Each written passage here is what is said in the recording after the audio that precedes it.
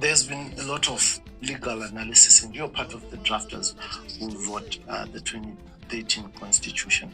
Is there an avenue for President Emerson Mnangagwa's term to be extended by 2 years?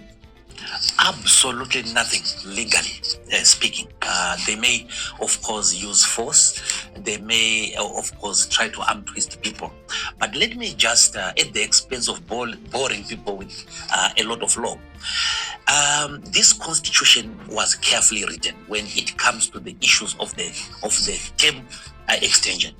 You will notice if you go to the constitution that we talk of term limits in section 90, 91, 92, 93, 94, 95. And in those sections, we say no one must run for more than 2 terms. And then after that, we then define what a term is. And a term is 5 years. Now, what these guys are saying is that if they just remove 5 years and put 7, it will still be a term. So the number of terms is unaffected, and therefore there is no infraction of the Constitution. They are wrong. They are only reading those sections that I've talked about. But there is a section that is very, very important, and that is section 328. You will notice that we talk of term limits in around 90, sections 90, and then we continue with it. Section 328, that was purposeful. We were trying to hide these clauses because we foresaw the possibility of abuse. Now, section 328 talks of a definition of a term, a term limit clause. And it says a term limit clause is a clause that lengthens the period of time that a person is in office. Section 328 doesn't talk of terms. It talks of lengthening the period of time that a person is in power. Now, if you are changing from 5 years to 7 years, you are lengthening the period of time that a person is in office. It's so simple, it admits of no controversy at all. But importantly, we then say in section 328, if you want to amend the Bill of Rights, you go to referendum. And then we go on to say, if you want to amend a term limit clause, you amend it the same as you amend the Bill of Rights, i.e. via referendum. So if President Mugabe, if President Mnangagwa wants an extension of term, that means he has to pass that hurdle. We must go for referendum. And the referendum will have a simple referendum question. Should the president's term be extended by 2 more years? Yes or no? And in the unlikely event that that succeeds, we still have section 328 subsection 7. And that says that should there be an extension of term, it shall not benefit the incumbent. And then the section itself says, this section, the 328, can only be amended as if it was the Bill of Rights. So what that then means is that we will have to have 2 referendums. One referendum to amend the term limit, which is section 95. Because it is section 95 is a term limit provision. So if you want to change it, you change it as if you are changing the Bill of Rights. Now, then after that, we will have to have a referendum again to amend section 328(7) to allow President Mnangagwa to run.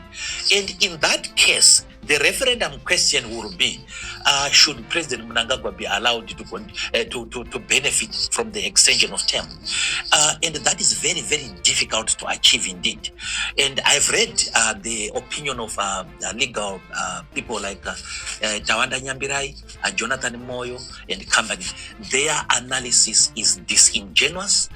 Their analysis is very not well thought out. It ignores notes that there's section 328, which says if you want to amend a term limit clause, you amend it as if you are amending the Bill of Rights.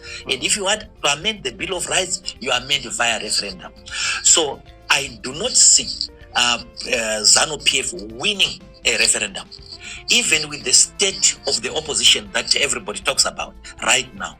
The disagreement with the extension of term cuts across the political divide. You have a lot of people in ZANU-PF who don't want it.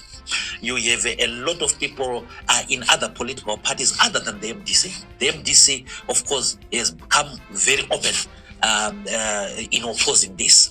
But you have other political parties coming in now, and they are against that. And we have also seen war veterans. We have seen churches coming in to say no.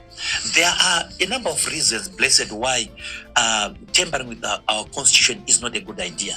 Number one, we will cement our characterization as a pariah state, a state that does not abide by its constitution, that is ready to change its constitution to suit a leader or a group of people. In this case, it's a group of people.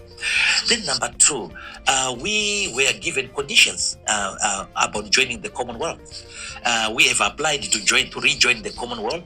It is sensible that we rejoin the Commonwealth. But the Commonwealth itself has said, in no uncertain terms, that Zimbabwe must not tamper with this constitution as one of the conditionalities.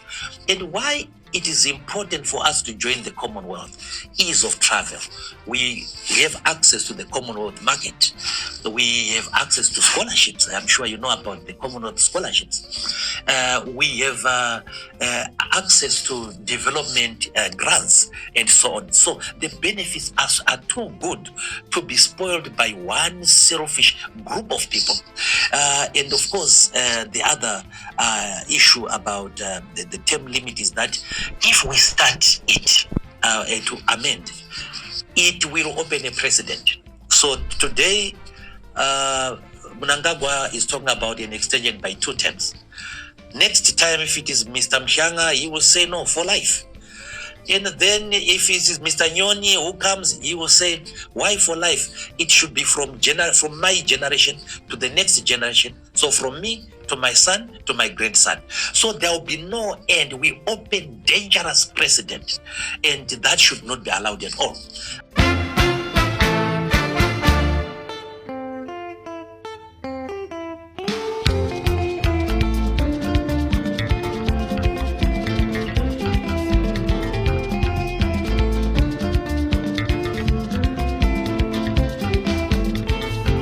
Mamumana gana diri to say we